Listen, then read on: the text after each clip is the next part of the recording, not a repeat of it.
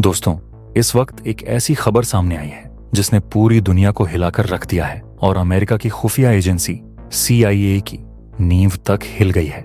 Iran ने अपनी खेबार missile से इजराइल में बने CIA के जॉइंट हेडक्वार्टर्स को पूरी तरह तबाह कर दिया है। यह वो वॉर रूम था जो अमेरिका, CIA और इजराइल ने मिलकर तेल अवीव में बनाया था, जहां से ईरान पर किए गए हमलों को मॉनिटर और कंट्रोल किया जा रहा था, जहां से खामेनेई साहब की शहादत के ऑन ऑपरेशन को कोऑर्डिनेट किया गया था। दोस्तों, ईरान ने उस वेयर रूम को ढूंढा, उसे लॉक किया और खेबर मिसाइल से सीधे उड़ा दिया। सिर्फ 48 घंटों में ईरान ने 1000 से ज्यादा खेबर मिसाइल्स इजराइल पर दाग दी है। इजराइल का पूरा डिफेंस सिस्टम कोलैप्स हो चुका है। नेतन्याहू बंकर में छुपा बैठा है और बाहर आने को तैयार नहीं। 400 से 500 बिल्डिंग जमींदोज हो चुकी हैं और अमेरिकी सैनिकों की डेड बॉडीज अमेरिका वापस पहुंचनी शुरू हो गई है। दोस्तों, यह जंग का वो मोड़ है जहां से दुनिया की सबसे बड़ी मिलिट्री ताकत भी रास्ता नहीं ढूंढ पा रही। दोस्तों, पहले यह समझते हैं कि यह CIA का जॉइंट हेडक्वार्टर्स था क्या और इसे तबाह करना इतना बड़ा क्यों है। जब USS Gerald Ford aircraft carrier Haifa पहुंचा था, उसी दौरान CIA और अमेरिकी सेना ने इजराइल के साथ मिलकर तेल अवीव में एक जॉइंट वॉर रूम तैयार किया था। ये वो कमांड सेंटर था जहां से ईरान पर किए जाने वाले हमलों को प्लान किया जाता था, उन्हें मॉनिटर किया जाता था और रियल टाइम में कोऑर्डिनेट किया जाता था। इसी वॉर रूम से CIA के एजेंट ईरान के अंदर काम कर रहे स्पाइस से इंफॉर्मेशन लेते थे। खामेनेई साहब के घर की लोकेशन, उनकी मूवमेंट, यह सारी इंटेलिजेंस इसी वॉर रूम के जरिए इजराइल तक पहुंची थी। CIA ने मोसाद के साथ मिलकर ईरान में प्रोटेस्ट्स भड़काने की कोशिश भी इसी नेटवर्क से की थी। दोस्तों, ये वॉर रूम अमेरिका और इजराइल की पूरी इंटेलिजेंस ऑपरेशन का दिल था और ईरान ने उस दिल को बंद कर दिया। सबसे बड़ा सवाल यह है कि ईरान को इस सीक्रेट CIA वॉर रूम की लोकेशन कैसे पता चली।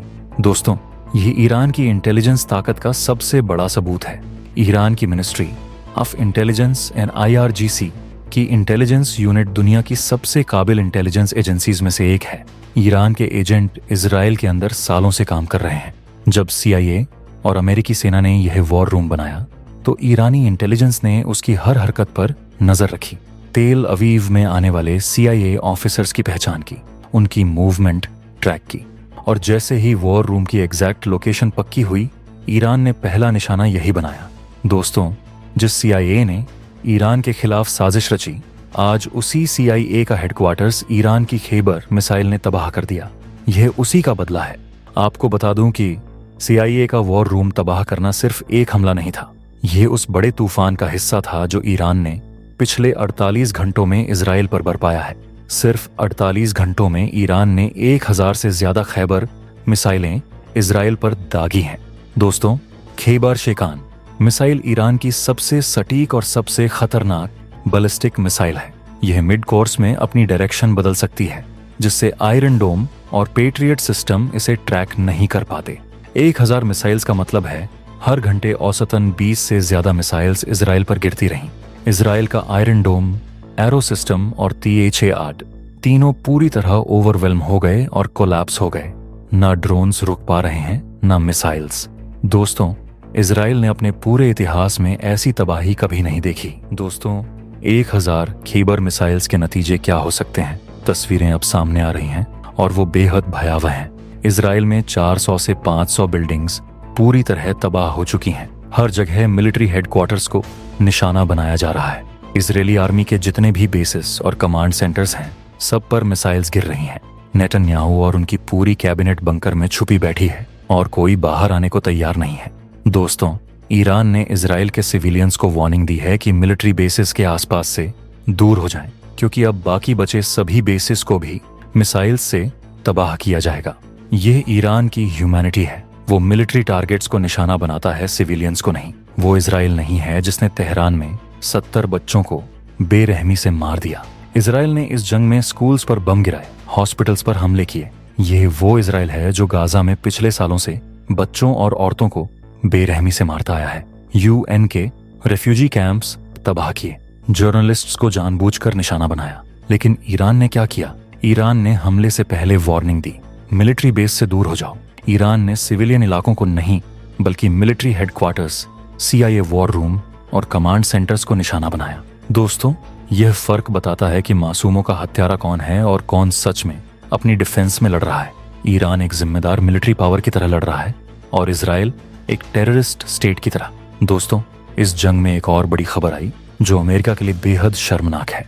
कुवैत में ईरान के ड्रोन्स ने 3 अमेरिकन फाइटर जेट्स मार गिराए हैं। लेकिन दोस्तों, अब अमेरिका कह रहा है कि यह मिसकम्युनिकेशन था और अपने ही डिफेंस सिस्टम से यह जेट्स गिरे। दोस्तों, यह सबसे बड़ा झूठ है। जब जंग होती है और अपने फाइटर जेट्स गिर जाते हैं तो अमेरिका हमेशा यही बहाना बनाता है, फ्रेंडली फायर या मिसकम्युनिकेशन। लेकिन हकीकत यह है कि ईरान के शाहिद ड्रोन ने तीनों फाइटर जेट्स को निशाना बनाकर मार गिराया। यह कोई इत्तेफाक नहीं था। ईरान के पास लाखों ड्रोन हैं जो ऑप्टिकल गाइडेंस सिस्टम से लैस हैं और उन्हें मिसकम्युनिकेशन से नहीं रोका जा सकता। दोस्तों, अमेरिका अपनी जनता से सच छुपा रहा है, लेकिन दुनिया जानती है कि सच क्या है। ईरान ने इजराइल में तबाही के साथ साथ अमेरिकन मिलिट्री बेसिस को भी बुरी तरह नुकसान पहुंचाया है। 27 अमेरिकन बेसिस निशाने पर थे, लेकिन उनमें से 5 बेसिस पूरी तरह तबाह हो गए हैं। बहरीन में US navy 5th fleet headquarters पूरी तरह तबाह है। कुवैत का अली अल सालम एयरबेस पूरी तरह तबाह है। कटार के आल उदैद बेस में जो रेडार सिस्टम लगा था वो पूरी तरह नष्ट हो चुका है। UAE के आल धाफरा बेस को भी भारी नुकसान पहुंचा है। दोस्तों, 5 बेसिस का पूरी तरह तबाह होना यह बताता है कि ईरान की टारगेटिंग कितनी सटीक थी। हर बेस का हर अहम हिस्सा, command centre, radar system, ammunition depot, सबको अलग अलग मिसाइल से निशाना बनाया गया। यह रैंडम हमले नहीं थे, यह प्रिसिजन वॉरफेयर था। मिलिट्री टारगेट्स के साथ साथ ईरान ने एक और मोर्चा खोला है जो पूरी दुनिया की इकोनॉमी को हिला देगा। कुवैत की अल अहमदी ऑयल रिफाइनरी पर हमला हुआ और वो धू धू कर जल रही है। सऊदी अरेबिया की ऑयल रिफाइनरी पर भी हमला हुआ और वहां से आग और धुएं की तस्वीरें सामने आ रही हैं। ओमान के तट पर एक ऑयल टैंकर पर हमला हुआ जो पूरी तरह जल रहा है। दोस्तों, ऑयल रिफाइनरीज को निशाना बनाकर ईरान ने यह साफ कर दिया है कि वो सिर्फ मिलिट्री ताकत नहीं बल्कि इकोनॉमिक ताकत से भी लड़ रहा है। जब अरब देशों की ऑयल रिफाइनरीज जलेंगी तो यह देश खुद सोचेंगे कि क्या अमेरिका का साथ देना उनके लिए फायदेमंद है। दोस्तों, ईरान एक साथ मिलिट्री, इंटेलिजेंस और इकोनॉमिक तीनों मोर्चों पर लड़ रहा है। दोस्तों, इस पूरी जंग का असर अब अमेरिका की अपनी सरजमीन पर भी दिखने लगा है। अमेरिकी सैनिकों की डेड बॉडीज अलग अलग बेसिस से वापस अमेरिका पहुंचनी शुरू हो गई हैं और उनकी तस्वीरें सामने आ रही हैं। अमेरिका में एक बड़ा गुस्सा डोनाल्ड ट्रंप के खिलाफ उभर रहा है। डेमोक्रेटिक सेनेटर्स और कांग्रेसमैन कह रहे हैं कि ट्रंप ने कांग्रेस की परमिशन लिए बिना अमेरिका को एक नई जंग में घसीट दिया। इतिहास गवाह है, जब भी अमेरिकन सोल्जर्स की डेड बॉडीज घर वापस आती हैं तो अमेरिका का मनोबल टूटता है और जनता जंग के खिलाफ हो जाती है। वियतनाम में यही हुआ, सोमालिया में यही हुआ, इराक में यही हुआ। दोस्तों, ईरान की रणनीति यही है, अमेरिका को इतना नुकसान दो कि वो खुद पीछे हटने पर मजबूर हो जाए। दोस्तों, ईरान के हमलों की तबाही देखकर अब दुनिया के कई देश घबरा गए हैं और किसी तरह इस जंग को रोकने की कोशिश कर रहे हैं। ब्रिटेन के प्राइम मिनिस्टर को ट्रंप को यह कहना पड़ा कि हमने ब्रिटिश बेसिस का इस्तेमाल नहीं होने दिया क्योंकि ब्रिटेन को डर है कि ईरान का गुस्सा उन पर भी निकल सकता है। पुतिन के पास फोन जा रहे हैं कि ईरान को रोकिए, टर्की के पास भी कॉल्स आ रहे हैं। लेकिन दोस्तों, ईरान ने साफ कर दिया है, जंग नहीं रुकेगी। आपने हमारे सुप्रीम लीडर को शहीद किया, इसका नतीजा आर पार की जंग होगी, चाहे 11 देश हों या 21, ईरान नहीं झुकेगा। दोस्तों, यह वो ईरान है जो दशकों की सानक्षंस में भी नहीं टूटा। वो एक जंग में क्या टूटेगा। दोस्तों, आज की तस्वीर बिल्कुल साफ है। ईरान ने CIA का जॉइंट हेडक्वार्टर्स खेबार मिसाइल से तबाह किया, वो वॉर रूम जहां से खामेनेई साहब की शहादत का षड्यंत्र रचा गया था। 48 घंटों में 1000 खेबार मिसाइल्स इजराइल पर गिरी। 400 से 500 बिल्डिंग्स जमींदोज। नेतन्याहू बंकर में 5 अमेरिकन बेसेस पूरी तरह तबाह। 3 फाइटर जेट्स ईरानी ड्रोन से मार गिराए। ऑयल रिफाइनरीज जल रही हैं। अमेरिकन डेड बॉडीज वापस आ रही हैं और अमेरिका में ट्रंप के खिलाफ गुस्सा भड़क रहा है। 11 देश मिलकर भी ईरान का कुछ नहीं बिगाड़ पा रहे और ईरान हर मोर्चे पर आगे है।